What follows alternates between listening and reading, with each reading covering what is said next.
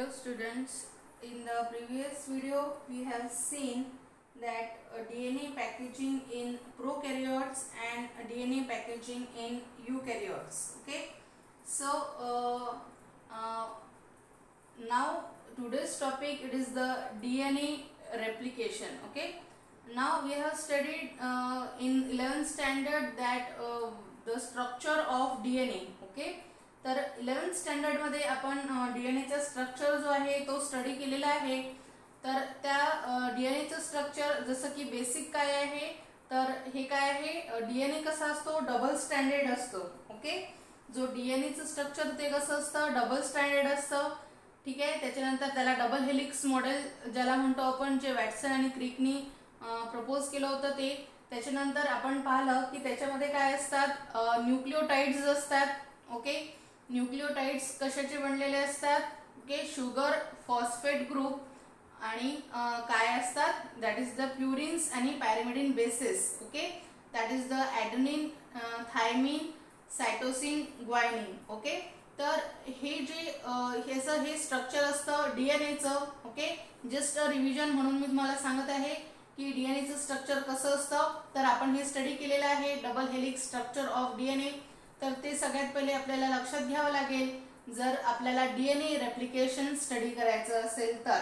Okay, तर आपल्याला आता एवढं आपल्याला माहिती आहे की डीएनए काय आहे, डबल हेलिक्स स्ट्रक्चर आहे, त्याच्यात न्यूक्लिओटाइड्स आहेत, शुगर आहे, त्याच्यानंतर फॉस्फेट ग्रुप आहेत, प्युरिन्स आणि पॅरिमिडिन बेसिस आहेत. ओके, एवढ्या सगळ्या यांनी काय बनलेला आहे, तो डीएनए बनलेला आहे. ओके, दॅट इज द डीएनएचं लॉंग फॉर्म काय आहे, that is the deoxyribonucleic acid. Okay, deoxyribonucleic acid. Okay, तर डीऑक्सीरायबोन्यूक्लिक ऍसिड का म्हटलेला आहे त्याला, कारण की एक जो आहे जो ऑक्सिजन आहे तो कमी आहे.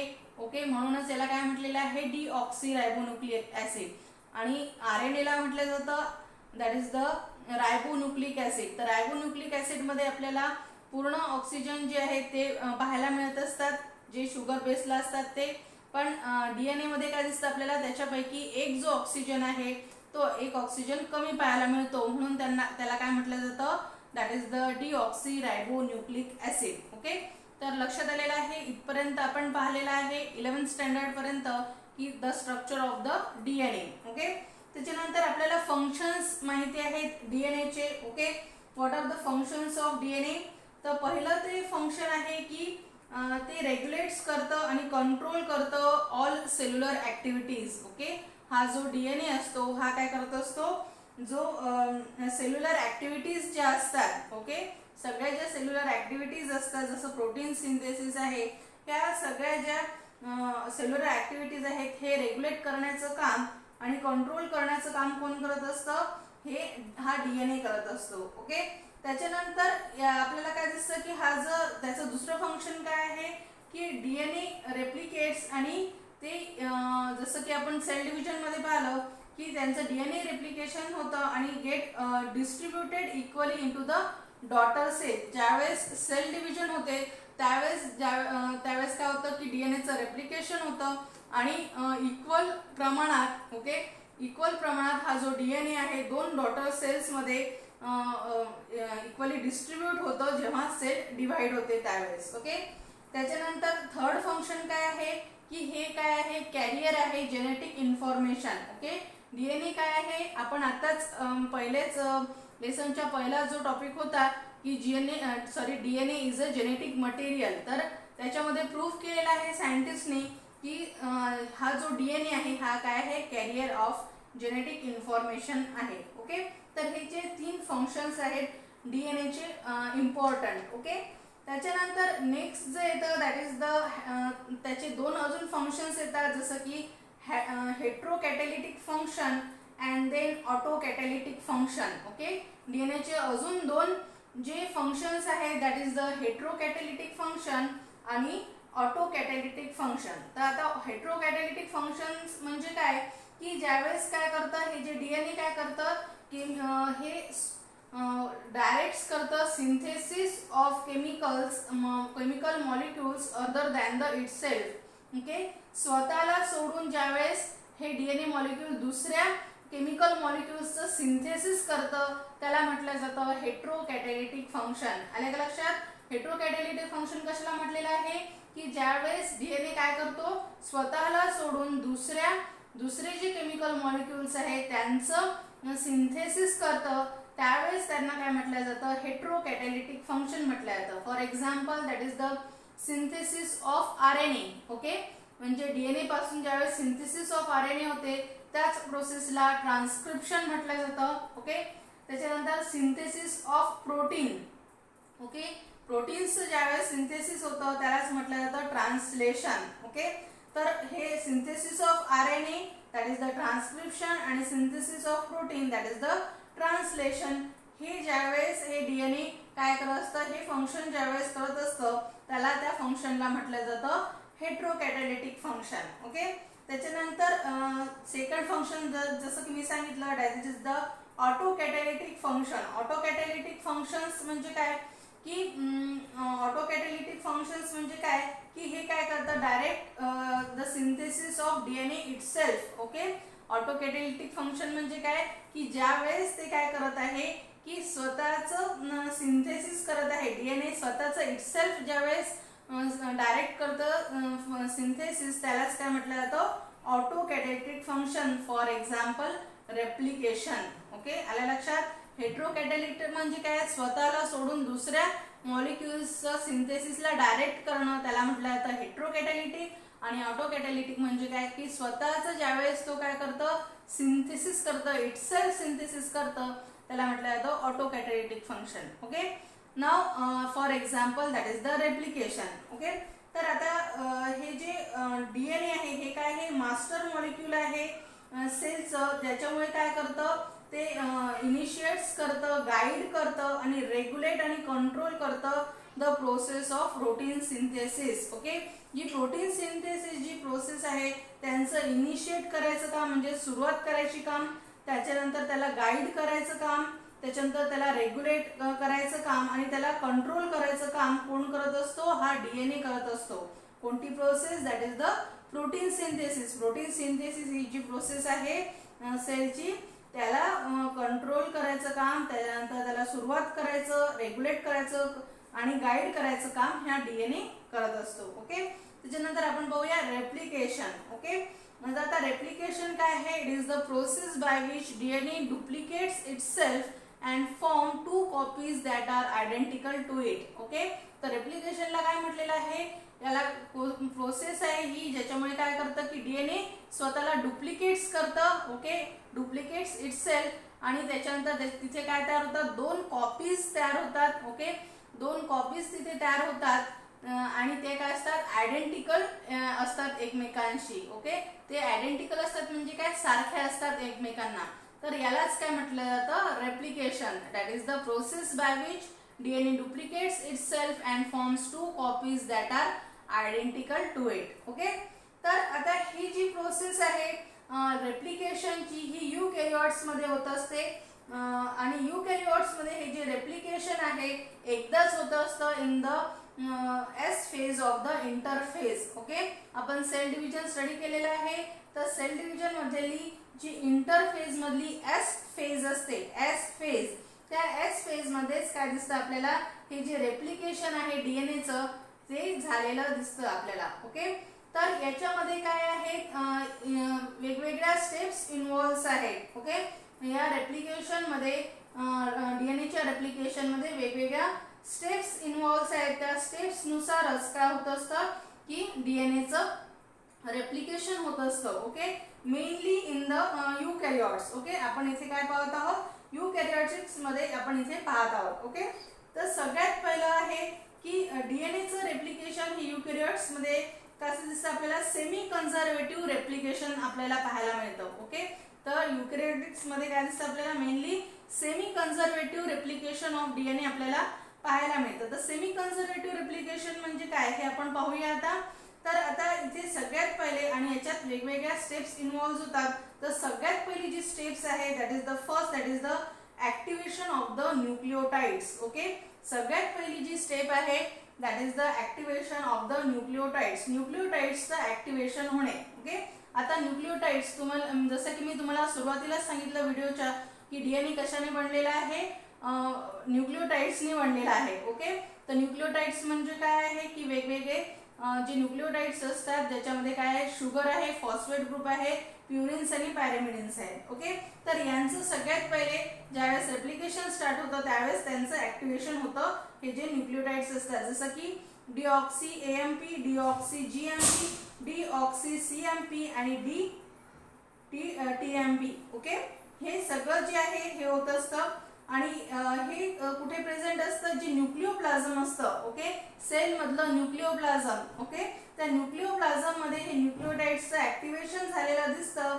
Bye the presence of the ATP. एटीपीच्या प्रेझेन्स मध्ये आणि एन्झाईम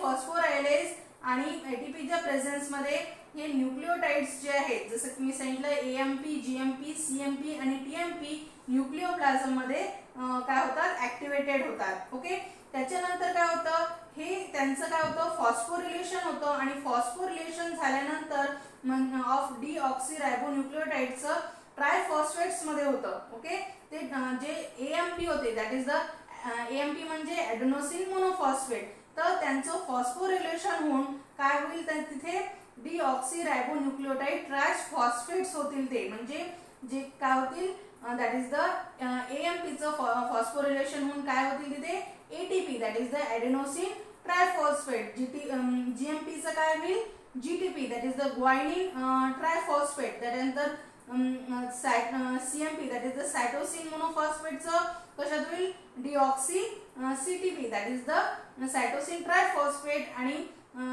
हे टीएमपीचं फॉस्फोरिलेशन होऊन काय तयार होईल, that is the TTP. Okay, म्हणजे सगळ्यात पहिली जी प्रोसेस होत आहे इथे काय होत आहे, ऍक्टिव्हेशन आहे होत आहे न्यूक्लिओटाइड्सचं आणि फॉस्फोरिलेशन होत आहे आणि त्याच्यामध्ये काय होत आहे की तिथे ट्रायफॉस्फेट्स तिथे तयार होत आहेत. ओके, त्याच्यानंतर नेक्स्ट जी स्टेप होते, सेकंड स्टेपला म्हटलेलं आहे point of origin or initiation point. Okay, आता हे जी स्ट्रक्चर आहे हे काय आहे, डीएनएचं स्ट्रक्चर आहे. Okay, now this is the structure of the DNA. आता हे हा काय आहे, रेप्लिकेटिंग डीएनए आहे.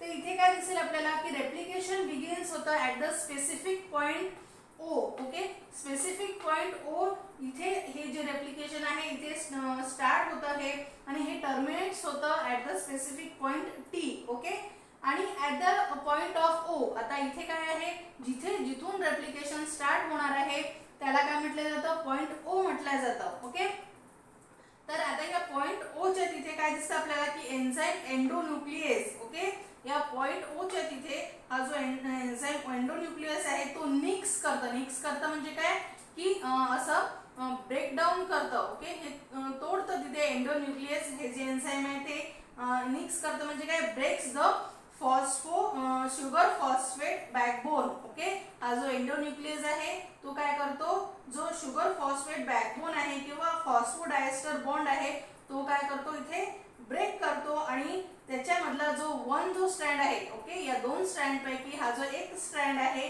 तो काय होतो, ब्रेक होतो. Okay, one of the strand, दोन स्ट्रँड पैकी एक स्ट्रँड काय होतो, ब्रेक होतो टेम्पररी. ओके, म्हणजे एक जो स्ट्रँड आहे डबल स्ट्रँड मधला तो at the point of origin enzyme एंडोन्यूक्लियसनी काय होतं की फॉस्फोडायस्टर बॉन्ड ब्रेक होतो आणि टेम्पररी जो स्ट्रँड आहे तो ब्रेक होतो. ओके, त्याच्यानंतर ही झाली सेकंड स्टेप. त्याच्यानंतर थर्ड स्टेप जी होते that is the unwinding of DNA molecule.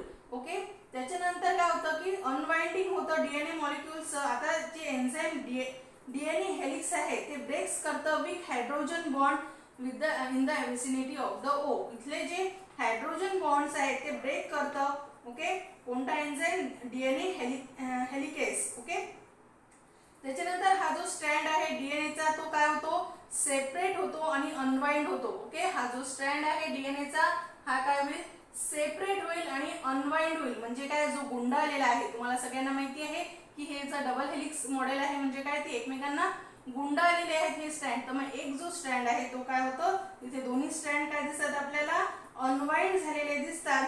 आणि हे जे अनवाइंडिंग असतं हे बाय डायरेक्शनल असतं. बाय डायरेक्शनल म्हणजे दोन्हीकडून अनवाइंडिंग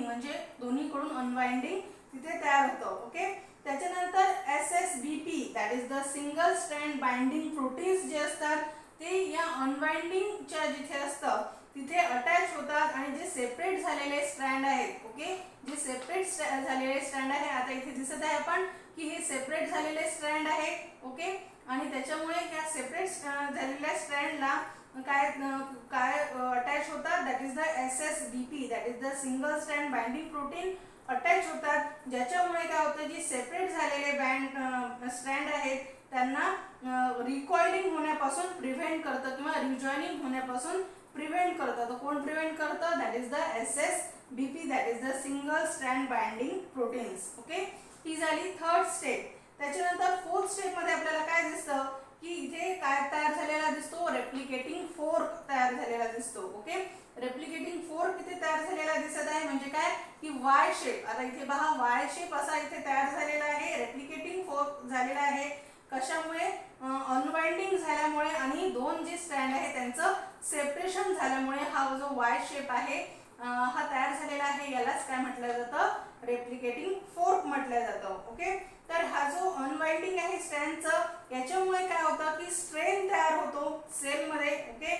आणि हा जो स्ट्रेन आहे, स्ट्रेन म्हणजे काय की टेन्शन ज्याला म्हणतो आपण, तर स्ट्रेन असा तयार होतो जो रिलीज केला जातो by the super helix relaxing enzyme. Super helix relaxing enzyme मुळे हा जो स्ट्रेन आलेला आहे, म्हणजे हे जे नॅचरली काय असायला पाहिजे, एकमेकांना स्ट्रँडेड असायला पाहिजे, जे वाइंडिंग असायला पाहिजे, हे इथे नसल्यामुळे, अनवाइंड झाल्यामुळे दोन स्ट्रँड डीएनएचे तिथे स्ट्रेन तयार झालेला आहे. आणि हे जे स्ट्रेन आहे त्यांना रिलीज करण्यासाठी कोणता एन्झाईम काम करतो, that is the super helix relaxing enzyme हा काम करत असतो, ओके. ही झाली फोर्थ स्टेप. त्याच्यानंतर फिफ्थ स्टेप आहे, that is the synthesis of new strand, okay. इथे काय दिसतं आपल्याला, सिंथेसिस ऑफ न्यू स्ट्रँड्स इथे दिसतं. आता काय झालेलं आहे, इथपर्यंत काय झालं आहे, रेप्लिकेटिंग फोर्क तयार झालेला आहे, ठीक आहे. त्याच्यानंतर काय झालेलं आहे, आता जो सेपरेटेड स्ट्रँड आहे हा काय ऍक्ट करतो, ॲज अ टेम्पलेट ऍक्ट करतो, okay, for the synthesis of new complementary strand, okay. Template म्हणून तो काम करतो आणि ज्यांच्यामुळे काय होतं की दुसरा स्ट्रँड त्याच्या काय होणार आहे, तिथे तयार होणार आहे, कॉम्प्लिमेंटरी दुसरा स्ट्रँड या स्ट्रँडच्या बाजूला तयार होणार आहे, ओके.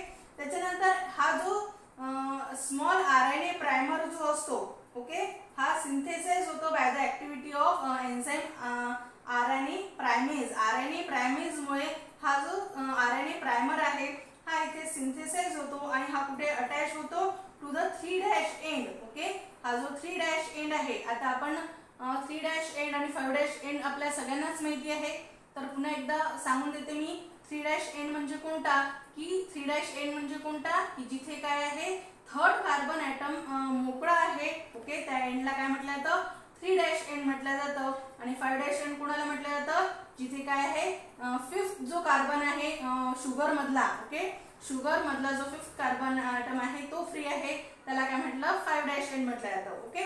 तर हा जो RNA प्रायमर आहे हा कुठे जातो, get attach to the 3' end च्या टेम्पलेटवर, ओके, नेहमी, okay. This is the compulsory की 3' एंडच्याच याला हा जो RNA प्रायमर आहे तो काय करेल, अटॅच होईल आणि attracts the complementary nucleotides from the surrounding nucleoplasm. हे आजूबाजूला जे न्यूक्लिओप्लाझम आहे तिथून काय असतील, जे कॉम्प्लिमेंटरी जे न्यूक्लिओटाइड्स असतील. आता इथले जे न्यूक्लिओटाइड असेल याच्या काय होईल, कॉम्प्लिमेंटरी, म्हणजे आता इथे काय असेल, जसं की या डायग्राम मध्ये दाखवलं आहे पहा, की या इथे जर असेल ॲडेनिन असेल तर कॉम्प्लिमेंटरी काय असतं त्याचा, दॅट इज द थायमिन. तर हा जो RNA प्रायमर आहे हा काय करेल की आजूबाजूच्या न्यूक्लिओप्लाझम मधून काय आणेल, कोणता न्यूक्लिओटाइड आणेल, थायमिन. हा जो न्यूक्लिओटाइड आहे हा ॲडेनिन जवळ आणेल. आणि सर इथे ग्वायनिन असेल, जी असेल तर आजूबाजूच्या इथून, म्हणजे त्याला कॉम्प्लिमेंटरी कोणता आहे, सायटोसिन, तसं सायटोसिन न्यूक्लिओटाइड आणेल. आलं लक्षात. तर असं इथे कॉम्प्लिमेंटरी न्यूक्लिओटाइड्स तो घेऊन येईल, okay, from the surrounding nucleoplasm, okay. Now this nucleoplasm हे काय होतील, बाइंड होतील कॉम्प्लिमेंटरी न्यूक्लिओटाइड्स मध्ये, ओके. कॉम्प्लिमेंटरी न्यूक्लिओटाइड्स मध्ये एकमेकांना काय होतील, हे जे न्यूक्लिओटाइड आहे ते काय होतील, बाइंड होतील आणि by the stand of the hydrogen bonds, okay, by the stand of the hydrogen bonds. जसं की फॉर एक्झाम्पल ॲडेनिनला आताच काय सांगितलं मी, थायमिन होईल, और थायमिन असेल तर ॲडेनिन होईल, ग्वायनिन असेल तर सायटोसिन होईल आणि सायटोसिन असेल तर ग्वानिन होईल. असं कॉम्प्लिमेंटरी जे न्यूक्लिओटाइड्स आहेत त्यांचं एक कॉम्प्लिमेंटरी काय तयार होईल आणि ते एकमेकांना बाइंड होतील by the hydrogen bonds. Okay. त्याच्यानंतर जो फॉस्फोडायस्टर बॉन्ड असतो तो फॉर्म होईल बिटवीन द न्यूक्लिओटाइड्स आणि जो न्यू स्ट्रँड आहे तो इथे तयार झालेला पॉलिन्यूक्लिओटाइडचा स्ट्रँड आपल्याला इथे तयार झालेला दिसून येईल. ओके. आलं लक्षात. त्याच्यानंतर एन्झाईम डीएनए पॉलिमरेज काय करेल, कॅटॅलिसिस करेल synthesis of new complementary strand आणि हे जे ऑलवेज असतं 5' टू द 3'8 हे नेहमी लक्षात घ्यायला पाहिजे की नेहमी याची कॉम्प्लिमेंटरी स्ट्रँडची जी प्रोसेस आहे न्यू कॉम्प्लिमेंटरी स्ट्रँडची सिंथेसिस आहे ते कसं होत असतं फ्रॉम द 5' टू द 3'8. आल्या लक्षात. तर हे नेहमी लक्षात घ्यायला पाहिजे की सगळ्यात पहिले जे होईल दॅट इज द 5' पासून तर 3' पर्यंतच हे कॉम्प्लिमेंटरी स्ट्रँड तिथे तयार होतील. ओके. त्याच्यानंतर 6th आहे that is the leading and lagging strands. Okay. Leading and lagging strands. तर आता जिथे काय आहे फ्री 3' आहे. ओके. जिथे काय आहे फ्री 3' आहे त्याला म्हटलं जातं लीडिंग टेम्पलेट. ओके. याला काय म्हटलं जातं, जिथे काय आहे 3' फ्री आहे याला लीडिंग टेम्पलेट म्हटलं जातं आणि जिथे काय आहे 5' आहे फ्री 5' आहे याला म्हटलं जातं लॅगिंग टेम्पलेट. आल्या लक्षात. 3' ला लीडिंग टेम्पलेट आणि 5' ला लॅगिंग टेम्पलेट म्हटलं जातं. ओके. त्याच्यानंतर ते रेप्लिकेशन कुठे स्टार्ट होतं ॲज द 3' फ्री 3' पासूनच इथे तयार होतं म्हणजे टुवर्ड्स फ्रॉम द C5 पासून. ओके. त्यानंतर न्यू स्ट्रँड हे always form in the 5' to 3' जसं की मी आता सांगितलं. त्यानंतर न्यू स्ट्रँड जो आहे तो डेव्हलप होतो कंटिन्युअसली. ओके. जो कंटिन्युअसली न्यू स्ट्रँड तिथे तयार होतो 5' पासून तर 3' ला. Now it is called as a leading strand. यालाच काय म्हटलं जातं लीडिंग स्ट्रँड, कारण की इथे कंटिन्युअस कॉम्प्लिमेंटरी स्ट्रँड इथे तयार होत आहे म्हणून याला काय म्हटलं जातं लीडिंग स्ट्रँड म्हटलं जातं. ओके. त्याच्यानंतर maturation of the Okazaki fragments. आता दुसऱ्या साईडला जिथे काय आहे लॅगिंग टेम्पलेट आहे तिथे काय होतं की इथे काय दिसतं की synthesize in the form of the Okazaki fragments. हे काय होतं की जे फ्रॅगमेंट्स मध्ये तिथे आपल्याला लॅगिंग स्ट्रँड हा जो आहे फ्रॉम द 3' टू 5' पर्यंत दिसतं आपल्याला. तर हे जे आहे इथे in the form the small Okazaki fragments मध्ये दिसतं आणि जे जॉईन होतात by the enzyme DNA ligase. Okay. इथे काय दिसतं आपल्याला इथे लीडिंग स्ट्रँड मध्ये कंटिन्युअस स्ट्रँड इथे फॉर्मेशन दिसत आहे पण लॅगिंग टेम्पलेट मध्ये असं दिसत नाही. तर इथे काय दिसतं की छोट्या छोट्या फ्रॅगमेंट्स मध्ये. ओके. या छोट्या छोट्या फ्रॅगमेंट्स मध्ये इथे काय होतं कॉम्प्लिमेंटरी न्यूक्लिओटाइड्स इथे तयार होतात आणि त्याच्यानंतर यालाच काय म्हटलं जातं ज्याला डिस्कंटिन्युअस म्हटलं जातं यालाच म्हटलं जातं लॅगिंग स्ट्रँड म्हटलं जातं, कारण की इथे काय होणार आहे छोट्या छोट्या जे फ्रॅगमेंट्स आहेत त्यांच्यामध्ये इथे हा स्ट्रँड तयार होणार आहे म्हणून याला काय म्हटलं जातं लॅगिंग स्ट्रँड. आणि जे फ्रॅगमेंट्स आहेत त्या फ्रॅगमेंट्सला म्हटलं जातं ओकाझाकी फ्रॅगमेंट्स. आता यांना ओकाझाकी फ्रॅगमेंट्स का म्हटलं जातं, कारण की ओकाझाकी या सायंटिस्टनी हे जे फ्रॅगमेंट्स आहेत ते सगळ्यात पहिले डिस्कवर केले म्हणून या फ्रॅगमेंट्सला काय म्हटलं जातं ओकाझाकी फ्रॅगमेंट्स म्हटलं जातं. ओके. तर ओकाझाकी फ्रॅगमेंट्सनी हा काय होत असतो हा जो लॅगिंग स्ट्रँड आहे हा इथे होत असतो. ओके. त्याच्यानंतर हे जे गॅप आता हा जो हे जे ओकाझाकी फ्रॅगमेंट्स आहेत हे एकमेकांना कशाने जॉईन होतात बाय द एन्झाईम डीएनए लिगेजनी हे जे ओकाझाकी फ्रॅगमेंट्स आहेत ते बाइंड होत असतात. त्याच्यानंतर जे आरएनए प्रायमर्स हे काय होतात हा जो आरएनए प्रायमर इथे जो असतो तो काय होत असतो रिमूव्ह केला जातो by the action of RNase H and enzyme that degrades the RNA strand and of RNA DNA hybrids and polymerase 1. तर यांच्यामुळे काय होतो की हा जो आरएनए प्रायमर आहे तो काय केला जातो रिमूव्ह केला जातो. आता हा जर आरएनए प्रायमर जर इथून रिमूव्ह केला. ओके. कारण की आरएनए प्रायमर कशासाठी पाहिजे प्रत्येक न्यूक्लिओटाइड आणण्यासाठी पाहिजे इथे. तर प्रत्येक आरएनए प्रायमर जो आहे तो रिमूव्ह केला तर त्याच्यामध्ये काय दिसणार आहे आपल्याला गॅप तयार झालेली दिसणार आहे. आता ही जी गॅप जी आहे ही फिल केल्या जाते by the complementary DNA sequence with the help of polymerase 1. Okay. हे जी गॅप तयार झालेली आहे RNA पॉलिमरेज निघून गेल्यानंतर ही फिल केल्या जाते by the enzyme that is the DNA polymerase 1 in prokaryotes. Prokaryotes मध्ये काय दिसतं आपल्याला की ही जी गॅप आहे ही कोणामुळे भरल्या जाते, that is the DNA polymerase 1 नी. आणि DNA पॉलिमरेज अल्फा इन युकॅरियोट्स, म्हणजे युकॅरियोट्स मध्ये ही जी गॅप आहे ही कोणामुळे फिल केल्या जाते, बाय द DNA पॉलिमरेज अल्फामुळे. ओके, त्याच्यानंतर हे आपल्याला काय दिसून येतं, फायनली जो दिसून येतो की DNA गायरेज किंवा त्याला आपण टोपो आयसोमरेज म्हणू, हा एन्झाईम फॉर्म्स होतो. त्याच्यामुळे काय होतं की डबल हेलिक्स जे फॉर्म आहे, ओके, हे डबल हेलिक्स जे स्ट्रक्चर आहे ते तिथे फॉर्म झालेलं आपल्या DNA मॉलिक्युल्स इथे तयार झालेलं दिसतं. कशामुळे तयार झालेलं दिसतं, that is the DNA gyrase किंवा टोपो आयसोमरेज.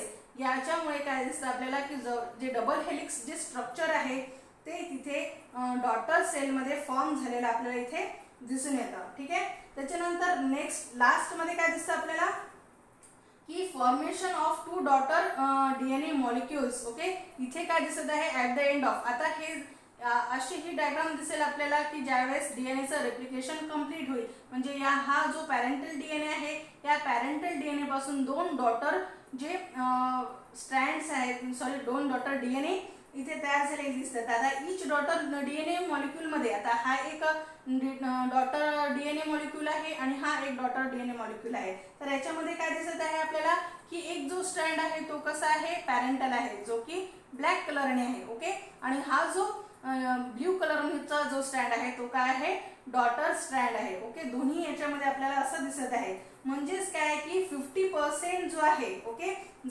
डबल हेलिक्स मध्ये, म्हणजे एक स्ट्रँड काय आहे पॅरेंटल आहे आणि एक काय आहे डॉटर आहे. तर 50% जो पार्ट आहे हा कॉन्ट्रीब्यूट केलाय by the mother DNA. Mother DNA नी कॉन्ट्रीब्यूट केलेला आहे. त्याच्यामुळेच याला काय म्हटलं जातं, सेमी कन्झर्वेटिव्ह रेप्लिकेशन म्हटलं जातं. ओके, आलं लक्षात.